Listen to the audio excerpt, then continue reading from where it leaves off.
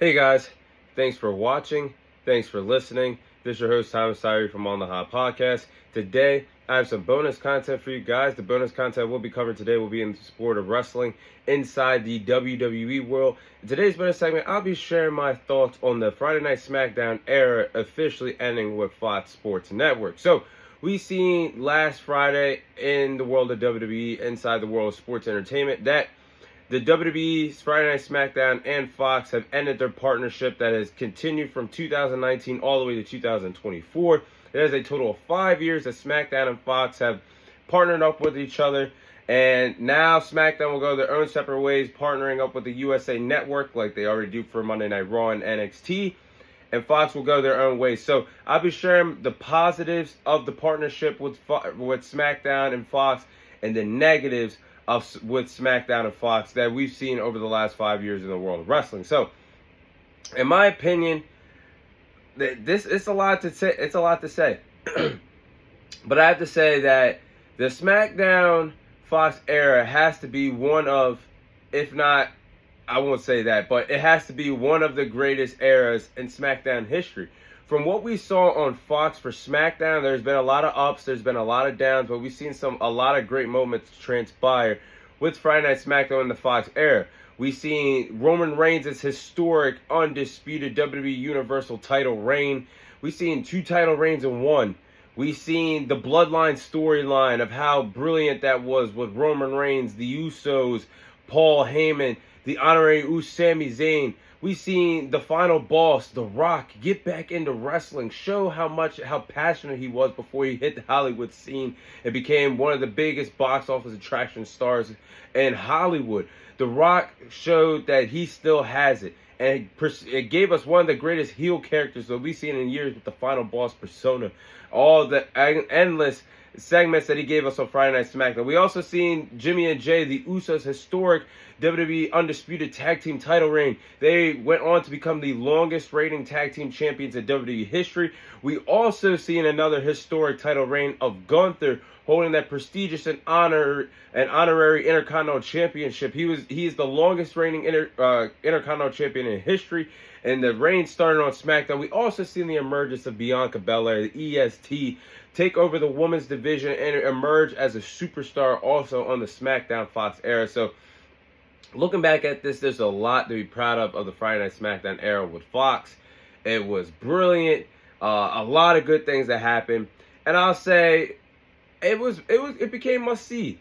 I don't get me wrong, it did become must see because from a wrestling standpoint, from 2016 to 2017, when the SmackDown Live era, 2016 to early 2017, I should say, it was pretty good. That was when SmackDown felt like you can't miss it. But over the years, it looked like, yeah, if you catch one match on the card, that's okay. The show was forgettable. But when Fox came, they started off with a bang. They started off getting 3.9 million viewers the first night that SmackDown was with Fox. And then they rolled on from there. But I have to say, this era with SmackDown and Fox, through the ups and downs, has to be one of the greatest eras in Friday Night SmackDown history. Now, let's get to the worst moments of the SmackDown era with Fox. Now, this is no secret.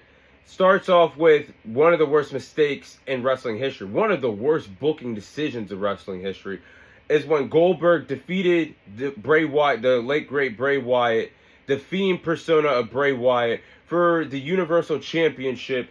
That has to be in Saudi Arabia. That has to be one of the, if not the worst booking decision in WWE history.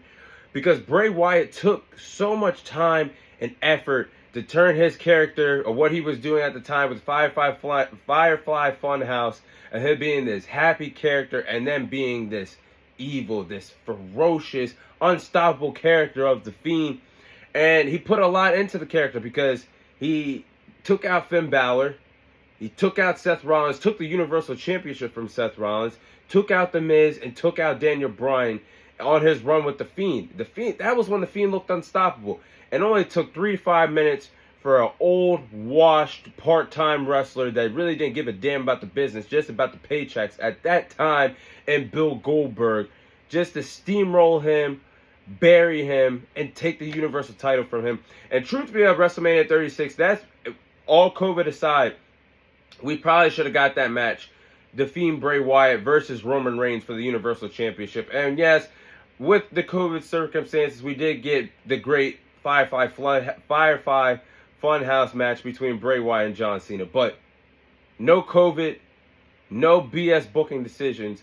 We really should have got Bray Wyatt, the Fiend Bray Wyatt versus Roman Reigns for the Universal Championship at WrestleMania 36. But due to Vince's bad booking and COVID and all the other circumstances, we didn't get that match. And actually, it actually turned into Braun Strowman, out of all people, respectfully taking the Universal Championship from Goldberg at WrestleMania 36. But as I digress, let's get into the last worst booking decision and the worst moment. Now, one of the most disrespectful moments in wrestling history is when Brock Lesnar defeated Kofi Kingston on the debut episode on Friday Night SmackDown with Fox, took the WWE Championship from Kofi Kingston in a matter of 9 seconds. 9 seconds. All you saw was the bell ring, Brock Lesnar hoist Kofi Kingston up over his shoulders, hit one F5 maneuver, 3 count, and it's over. And Lesnar won the WWE Championship. And it was so disrespectful to Kofi Kingston, somebody that's been in the business, in the industry for so many years, finally got his first and only world title reign in 2019. And obviously he was going to lose the title eventually, but for him to lose in a matter of 9 seconds was very disrespectful for all the hard work he did in the mid-card scene, the tag team title scene, being part of one of the greatest tag teams in WWE history with the New Day.